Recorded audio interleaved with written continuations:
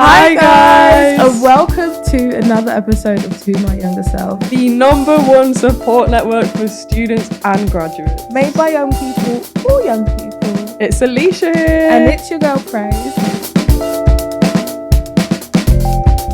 And today we're talking all about imposter syndrome. So that feeling when you might feel a bit like a fraud, that you don't belong in a certain room, that you shouldn't be there. We're going to talk all about it, explain what it is, and just give a few tips on how to deal with it. It's a bit of a shorter episode compared to normal weeks, but we just wanted a bit of a deep dive into this topic. So, first things first, I'm going to give the definition of imposter syndrome. That's great, yeah. Unless you have one. No, you go ahead. Okay, so essentially, imposter syndrome is defined as when you doubt your own skills and successes. You feel... Sorry, I just remembered. Oh. I could never say that word in assembly. And there was Which one word? time successes. Oh. Okay, anyways. Imposter syndrome is when you doubt your own skills and successes. You feel like you're not as talented or worthy as others believe. And you're scared that one day people will realise it. Although it's not a mental health diagnosis, imposter syndrome can cause real harm in different areas of your life. So other people call it fraud syndrome or imposter experience. No, it's such like... I'm so glad that it was coined. Obviously, it was coined a few years ago now, because it's such like one of those experiences that I feel like everyone goes through, but not necessarily, we don't speak about it. So I'm glad that it's actually, it's a term now that people are familiar with. So I was going to quickly explain the types of imposter syndrome, because I thought this was quite interesting. There's actually 5 different types of imposter syndrome, and I'm interested to see which ones you feel like you've experienced. So Valerie Young actually identified these 5 types in her book, The Secret Thoughts of Successful Women. So there's perfectionist, which is where you set unrealistically high standards for yourself and sometimes others. I feel like that's describing both of us. Anything short of perfection feels like failure, and you tend to be overly critical of your performance and doubt the quality of your work. The next type is superhuman. Unlike a perfectionist who may feel satisfied if they can meet high standards in one specific area, you expect to master multiple roles. Your focus is on how many things you can handle, so you tend to take on excessive responsibilities and overextend yourself in the process. The third type is natural genius, which I also feel like I relate to. As well as setting unrealistically high expectations, you also judge yourself on speed and how easily you get things and how easily you complete tasks. Your thinking might be, I'm naturally talented, so I should be able to excel without effort or much coaching. So you feel frustrated when you're dealing with tasks that involve like a lot of patience or learning through multiple failures. Soloist, you believe that asking for help from others is a sign of incompetence. Can you relate? You just want to ask me to tick everything off? Tick. You want to prove your worth by working independently, and you struggle to accept support from others. If you have to reach out for help or succeed by collaborating, you may feel that the overall achievement doesn't count. And then the last type of imposter syndrome is expert. You are hyper-focused on knowledge. You feel like you must know everything there is to know before starting on a task or pursuing a new opportunity. You seek multiple degrees or excessive certifications to ensure you are the most knowledgeable on a specific subject, and you fear situations where you may have to showcase your limited expertise. Okay, so firstly, I'll actually answer your question since you've just gone and read them all out. I would say 1, 2, and 4. Soloist, superhuman, and the first one was perfectionist. Yeah. All of those sound a bit too close to home, Yeah, but literally. I definitely do think those are the ones I have. Yeah. Maybe might possess. But that's surprised me, even you reading them out, because obviously you've said it's different strands of imposter syndrome, but when you start solely from just the initial definition of what we said imposter syndrome is, I always thought it was that feeling, like the feeling of self-doubt, which... Yeah, it's very linked to self-doubt. So it's clear to how it can come about in different ways. Yeah. Are we going to continue this based on those or based on the general feeling? I think general. Okay. I just thought that was interesting. Which Which that ones is do I very interesting. identify But with? which one would you identify with? Or which ones? I think definitely perfectionist. I Yeah. feel like we both have that. Definitely superhuman and probably natural genius. Although I would say not so much. But I don't know, I'm sure we'll talk about our experiences with imposter syndrome in more detail later. But I think the reason why I identify with those is because, like, I never actually feel that smart. Like, I was saying to my dad the other day, like, I don't feel smart. Do you? You've got 2 degrees. Do you feel smart? Too? No, I definitely don't. Yeah, But I don't. do you think anyone ever does? Because I feel like I know whenever results come to me, I'm like, yeah, fair enough. Yeah. But I don't feel like I'm smart. Like, yeah, same. I don't think maybe one day I'll feel that feeling. Like, I know I'm creative. I know I'm talented. I know. Yeah, creative. But I don't think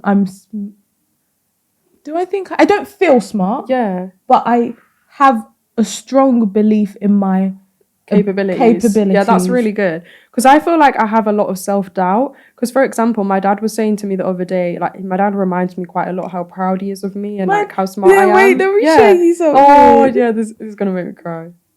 So my dad sent me a message today and he said, I'm so proud of you. Be in no doubt. Same applies to your brothers. Oh, that's I know. I was like, that's so cute. It's so random. Yeah, my dad is like that as well. And then even when Kiva was here over the weekend, she was also mentioning, we were having like a long discussion, and she was mentioning how smart I am, and she doesn't know anyone else like apart from me that got loads of got straight A stars. My friend said that, Dina as well, and I was like, but do you smart. When you read, like, even when I read Dina's card, I was like, does she mean, like, do you mean that? Yeah. But like, I know she means it. She wouldn't have said it, but I'm like, what, like, why don't I feel what others are seeing? Like, I don't feel what others are seeing. I think there's 2 reasons. Firstly, because I feel like we're in a small bubble. I feel like I'm in a bubble of people that are doing very well in their own right, in their own fields, that are all intelligent babes. So, like, I don't feel intelligent because it's like I'm surrounded by very intelligent people as well, if that makes sense. That makes sense. Yeah. It does make sense. And then the second thing, I just think it's self-doubt, because I actually feel like I'm an idiot a lot of the time, especially like why? Yeah, and this is what imposter syndrome is. It's like that feeling that you've like fluked your way into something. Like, I feel like I fluked my way into LSE. I fluked my way into a 2-1. Sometimes yeah, like, how? Wait, how? But that's what I mean. Yeah, I don't know. And that's literally the feeling. Even my internship, like, I was there and I was looking around at all the other interns and I was like, I don't think I'm smart enough to be in this room for real. I think that's so interesting that you think or even feel that way, to have the opinion that how did you even get into LSE? Like, you fluked your way into it. I sometimes, before, when we said we were going to do this topic, I've never experienced that. Yeah. And then it wasn't up until last week, which I'll get into after I explain what I'm about to, where I firstly actually had a proper feeling of like imposter syndrome. But all the other times where it's come to, sometimes I'm like, how did I get into LSE? It's not a feeling of, I don't properly think, oh, like, I don't deserve to be here. Didn't deserve it, true. Because I just have that really, really weird but certain belief, like, yeah, I did that. No, that's good. But like, maybe it's because I don't think, really it's the self-confidence. I don't think too much into it. I'm like, yeah, I worked my way here. Yeah. And you mentioned how you used to put posters up on your wall and study. Yeah. I did the exact same thing. That's you working hard to get to a position, but it's because you don't take time to think about all these things. And what you were saying, where you feel like your reason is because you're surrounded by like people of the same. I think mine is because I set super high standards and expectations for myself. It's not about other people at all, but it's me and myself. So I would never ever appreciate once I've done something, because to me it's like no, sorry, I'm just relating heavily. To me it's so like that battle within me. But that's not to take away from anything we've ever done. It's just learning to appreciate it more. Like, you've done the work to get to places. It's not fluking. Like, there's no way you could have got into LSE by a fluke. There's no way you could have got your job. You did the interview, you prepared for that interview. You studied to get the grades that you needed to. GCSEs, A levels, uni. How many times can you say like that's a fluke? So no, like we deserve. You're right, you do deserve it. Sometimes you might look and be like, but at least you're here. There was something else. Oh yeah, with regard to the first time I ever properly felt imposter syndrome was this won't be out last week, but recently Alicia and I went to a school. It's called St. Mark's Academy. Yeah, and we went to give a talk. Do you want to explain? So we were invited to give a talk for their Black Excellence event, and make sure you follow us on Instagram because we post loads of updates, and we did post a reel going to this event, and it's the first time me and Praise spoke together at an event related to the podcast anyway, because we have spoke together before, obviously at LSE. And it was incredible. Like, we were so shocked because I don't feel like we had much expectations. Like, I didn't. Yeah, I definitely didn't. Literally, like, I just received an email from a student, and I was just expecting it to be like any normal school talk, but it was an absolutely incredible event with like massive artists, like Rams, Steps. Who else was there? There was even NFL player. Yeah, Jinx. But literally. The point is that being there, obviously, like Alicia just mentioned, we had no expectations. It was more so like, who doesn't love like going to a school to give talks? Oh, I personally enjoy it. Yeah, some people might not. But when we got there and they showed us the list of people who was on before us, so Rams was on before us and Steps was on after us, both. We didn't know that until we had no idea until we got there. And I was just like, but what am I doing here? Yeah, like... But genuinely, that was the first time I was like, this makes absolutely no sense at all. Yeah. And it was funny because following us actually finding out Rams and Steps are before and after us, from then on, I was literally just there like this. Like, thinking in my head, I was like, what am I actually doing here? Like, why would I be here? It doesn't make any sense to me. And that was the first time I was like, this is crazy. Like, that's imposter syndrome. I couldn't, and I pray I never feel like that ever again, because once again, self-confidence, we've worked for this. Exactly. But once we got on stage, it was actually perfectly fine. I absolutely loved it. All the feelings I had before, did not feel it. I was going to say that, sorry to interrupt you. I was going to say that you would not be able to tell that you were feeling those things at all. Like, when Praise was on the stage, like, you were talking, but it was so cute being next to you. I'm not joking. I felt like we were a little married couple, because I look at you and be like, I saw you in the video just smiling at me like a proud mom moment. And then my hair got caught to the they had like this attachment behind us, and my hair got caught to it. Little did I know, I was literally flicking from side to side throughout. Do you know why it was a great event for me as well? Is a side topic, but the reason it was so great for me was just seeing people, students that had been watching our YouTube channels and had seen our podcast. Like, there was several people that said they'd seen your channel, even the girl that was interviewing you as well. And then afterwards, after you left as well to go to your friend's birthday dinner, there was a few students that came up to me and were taking pictures with me. Yeah, I saw, it's so cute. And they were like, we've been watching your YouTube channel for ages. And I was just like, wow, it's really nice to put faces to numbers. And one thing I will say about those students is I can actually tell how amazing and motivated they are. Like, it gleams from them. It's so good. And I don't think I've been in a school environment to see that, but those students are talented. Like, I can tell whatever they go into, they will succeed. Literally. I think the important thing about imposter syndrome, I mean, we've just described two different scenarios of it as well, is that it's not just in one specific environment. Because I think when people hear it, they assume that it's like, internship or in your career. But that's actually, true. It applies to like all different aspects of your life. It can be in relationships. You might feel like you fluked your way into a relationship with someone, or you're undeserving. Why does this person actually like me, for real? Or friendships, even. Friendships, literally. And like we're saying with the public speaking thing as well. But also back onto the in the context of careers. I actually have a friend who is also experiencing imposter syndrome at the moment. So I've been talking to her and like advising her, I guess, lately too, because she's just started her job in consulting, and she's the only Muslim woman in the office, or like out of all the new people that have been hired. And so because of that, because there's no one else around her that looks like her, it makes her feel like an imposter, and it brings up those questions of, you know, did they actually pick me for me, or was I a diversity hire, which is another like obviously dangerous term. So I think also you can feel imposter syndrome when you don't feel like there's people around that look like you. And I also feel like that's why representation is so important in like corporate spaces. No, that's very true. That's very true. I feel like I've thought about this before.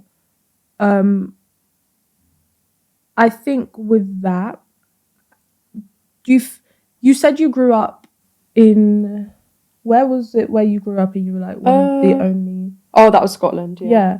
So having that experience of being in Scotland and being like the only mixed race person, do you feel like that helped you growing up to not consciously think about that? Because for me, I feel like I went. Like, I know about race. Yeah, I know I went to a school where there was literally like 5 black people in my year, or 4 black people in my year. So I've always been in such environment to the point where I don't think of things like that, which is why it's interesting when I hear that perspective, because I would completely understand if that was the case based on what you've grown up with or what you've been surrounded by. I do agree with you, actually. I think because I've moved around so much, like Leeds, Bradford, London, South London, Scotland, like, which have all had like different demographics of people. I feel like it's okay. Out of my head. Demographics. What was I gonna say? You feel like it's made it easier? Oh yeah. Thank you. That's fine. No, yeah, I feel like it's easier for me to like fit into environments that are less diverse. So for example, the office, 100%. and even coming to LSE, I found LSE very diverse, whereas I know some people didn't. And also because I went to private school for sixth form as well, that also got me used to like different types of people in terms of class as well. So I feel like having those like different social interactions with different groups of people is good, because it means that I can be in a conversation with someone that may look nothing like me and had a completely different lifestyle to me, but I can make some sort of conversation, and I will feel comfortable as well. I do think that's really important. Yeah. Obviously, you can't pick and choose. Yeah, you can't. Like, it's just the circumstances that you are surrounded by or born into, or environment you're raised. But maybe a tip we can give there is to try, like, obviously it's quite difficult to do, but try to have friends and surround yourself with people that are different to you. Like, not every single one of your friends should be the exact same to you. Like, I'm a big believer that you should have friends from different places, different walks of life. So like, especially potentially when you get to university or college, where you have like more freedom in terms of like the friendships that you're picking, like, you know, try to like, I don't know, diversify that, if that makes sense. Yeah, you'll find the benefits of it. But obviously having friends, we've said this before in terms of friendship, some of our friends are exactly like us, some of them are completely different to us, but you see the benefits, or not even benefits of it. It allows you to develop better as a person in being able to handle certain environments, handle different scenarios, and not potentially feel this way. Yeah. I think another experience I had with imposter syndrome was on my internship. There was a time when I had a team dinner with my team, and I was the only junior person at the table. I was also the only woman at this table, and I was also the only person of colour at this table. So it was like, there was like loads of different things. I think for me, the biggest thing was the gender thing, because I was like, I'm not sure what to talk to 5 guys about. Like, I'm not really into sports like that. I don't know, or cars. Like, I don't know what to talk about.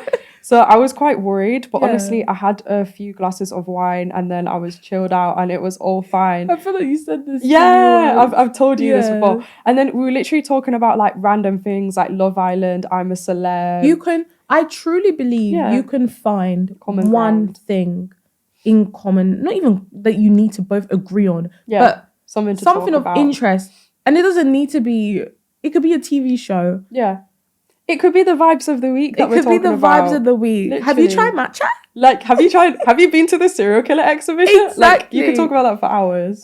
Yeah. Yeah. I also, like, because I'm such a big movie and series person, I always, like, ask, have you guys seen Game of Thrones? Because I feel like everybody's seen that, apart from you, weirdo, little weirdo. Have you watched Grey's Anatomy? No, but that's what I thought. Exactly. I'm watching How to Get Away with Murder one at a time. Next. So, like, you know, like, when you watch, like, those popular series, you can always talk about something those you can agree on. Yeah. No, fair enough.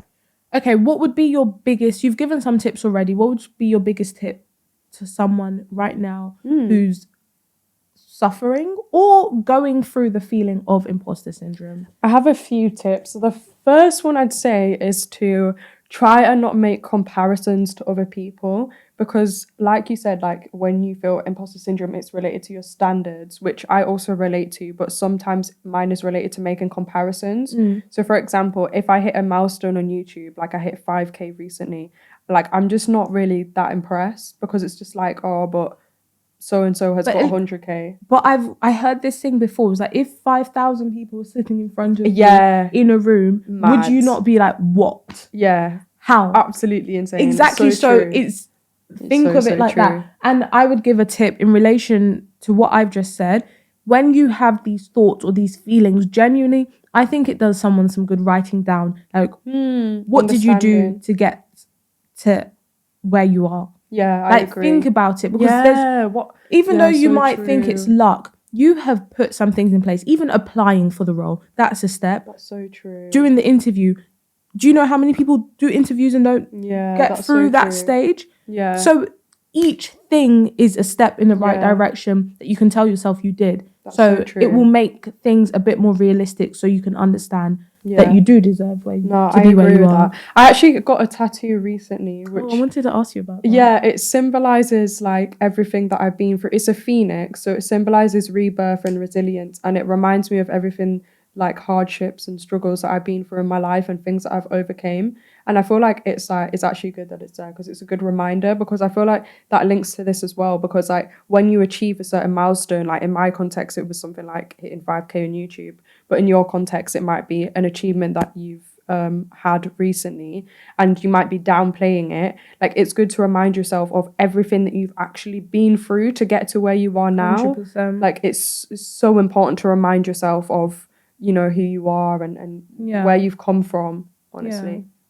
And with that, we should be proud of ourselves. We really should. And with that, let me ask you, if you've got a tip as well, your final tip for anyone dealing with it. It was write it down. Oh, write it down. Okay, that's a good Any one. other tips? My tip. I do have another tip, which is, if in doubt, genuinely just fool yourself. There's a way, because I'm not joking. I don't know how the self-confidence thing arrived. Fake it till you make it. Literally do that. Also work on yourself with the fake it till you make it. Yeah. But when you get in a room and you don't feel that way, no one's going to know unless you show them. Yeah. So exactly like if what they're saying none the wiser, we are going to act like we are the happiest, most confident people in the room, because no one's going to know. And they probably think about it. Most of the time, people are probably just as nervous as you are. Yeah, exactly. So try and make them feel more comfortable. And social media detoxes. Once in a while, I think it's good to detox from social media and take a break, because I think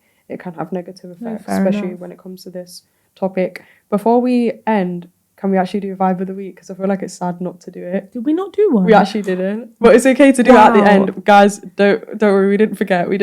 No, that feels very wrong. What is your vibe of the week? My vibe of the week is saying yes to something that you'd usually say no to. So if someone asks you something that you automatically say no, I challenge you this week to just like say yes to it. Oh, I really like that. What's yours?